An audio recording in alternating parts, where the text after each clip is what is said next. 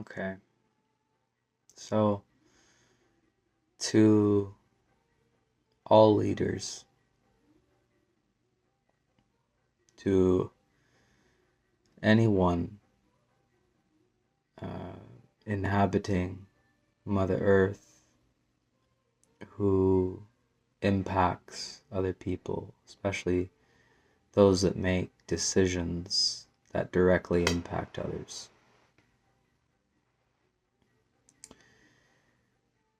So, listen, you don't actually want conflict. You don't. You think you do, but you don't.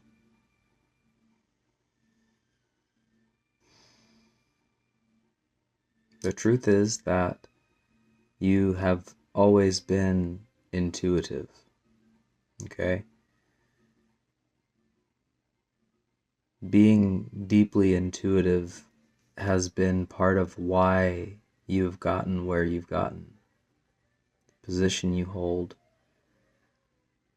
the impact that you make, the sheer numbers of people that your decisions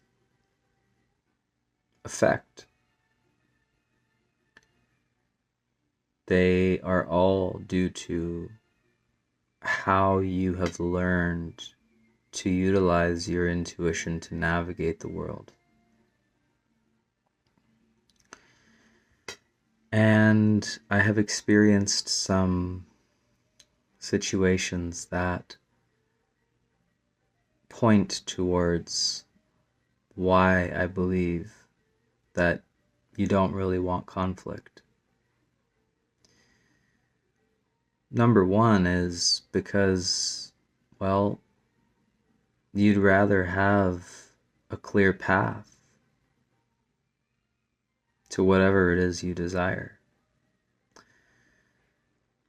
If you could have a clear path towards what you desire without perceiving that any of these people might want to get in the way of you having that, then you would not want conflict with them, right? You wouldn't just want conflict just to have conflict. You enjoy achieving what you set out to achieve. And I get that. I may not be at the heights that you are yet, or currently, or whatever. But I understand how the thoughts work. I understand how the feelings work. I understand energetics. And so do you. That is why you are in the position you are in. So you just want a clear path. But you perceive sometimes that someone has an issue with what you want to achieve. Sometimes you perceive that they are in a resonance that is telling the story that they want to go against you. But that is not the case, usually. You see, something that's been happening globally, universally, is that all of our spiritual gifts and all of our intuitions have been deepening. They've been intensifying. So something that this creates is that when we are in the presence of another strong energy, if we are each holding our own vision, then it can feel like energetically facing off. Okay? And many times when we think or when we believe that we are sensing how someone feels about us or about our interaction, usually we're simply feeling into however they are feeling in this moment in their own affairs. That's usually all it is. It's not to say that here and there aren't situations when we, are actually feeling what someone feels towards us. Sure, it happens. But a lot of times, that is, even especially now with our deepened senses of intuition, a lot of times it's not that they want conflict. It's simply that we are holding a vision that is different from theirs, or we are feeling into their current energy, and whatever they have going on in this moment emotionally is creating that resonance that they are on. And maybe there's a little bit of a contribution about how they feel about whatever the interaction was. But my point is that it's usually not even close to a desire to have conflict or be violent or anything like that.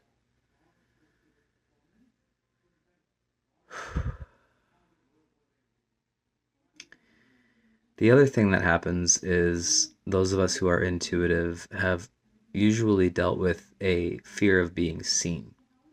Not visually, but because we understand that a lot of people are uncomfortable in energetics, right? In the ethereal world. So when we perceive that we have had an observation, that we are observing an energy that may not feel comfortable with having their energy observed, sometimes we fight ourselves.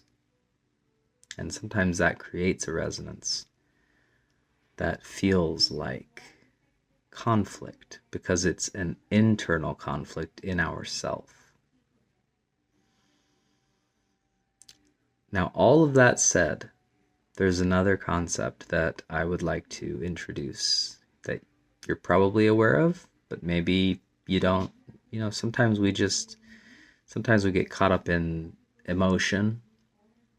Sometimes we get caught up in our own humanness. Totally understandable. And we forget that we are in a shared consciousness. Yes, we each are able to formulate our own trains of conscious thought. We are each able to translate thought into feeling, feeling into action, and so on.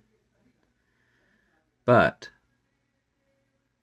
we are in a shared space. And for those of us who are quite intuitive, those of us who have beautiful spiritual gifts, many times there is a combination of different reasons and a collection of different, I don't want to say entities, but basically that are having a lot of the thoughts that we are witnessing. And then we also may have our own ego or inner child and or divinity and or ancestors and or spirit guides, etc., chiming in, as well as, again, shared space. So some of the thoughts of other people that are in the space as well.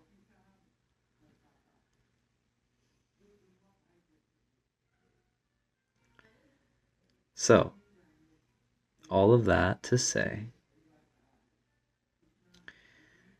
what if the next time that you thought or that you observed a thought, let's really call it what it is, the next time that we observed a thought that said, there's another resonance going on that feels like conflict. I'm observing that my being's response to this resonance is wanting to defend what I have, keep from losing what I have worked so hard for, etc. Let's just give a little bit of possibility and weight, okay, to the possibility that maybe fears are playing a part, right?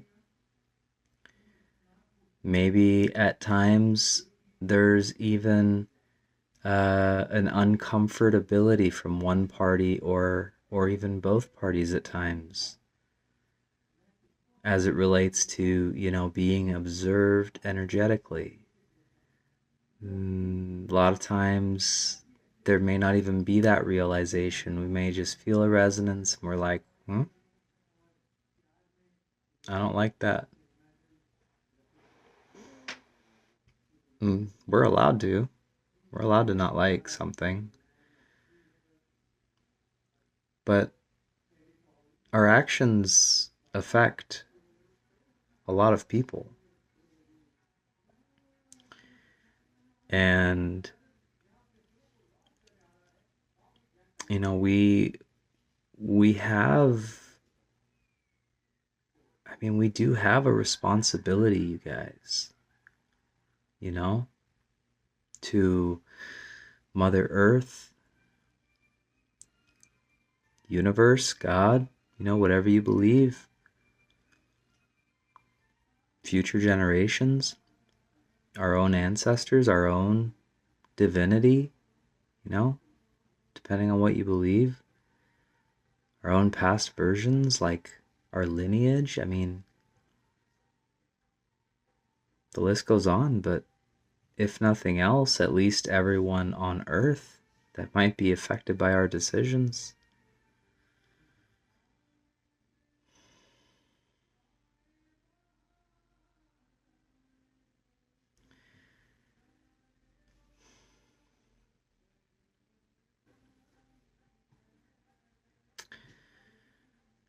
I don't know. I just really believe and have faith that we can all live in a world where we feel fear, we feel anxiety, we feel happiness, we feel joy, we feel excitement. We feel hope for a more harmonious future. An earth that doesn't have pollution, an earth where all of us people are looking after all the animals, looking after each other.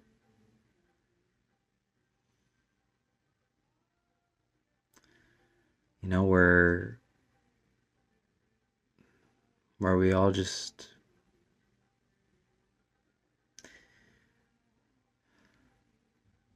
we have restored faith,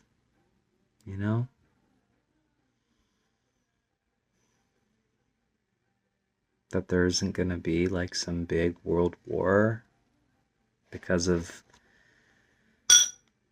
this like perception that we must gain power or be afraid that what we have will be taken away from us. Doesn't all life deserve to live?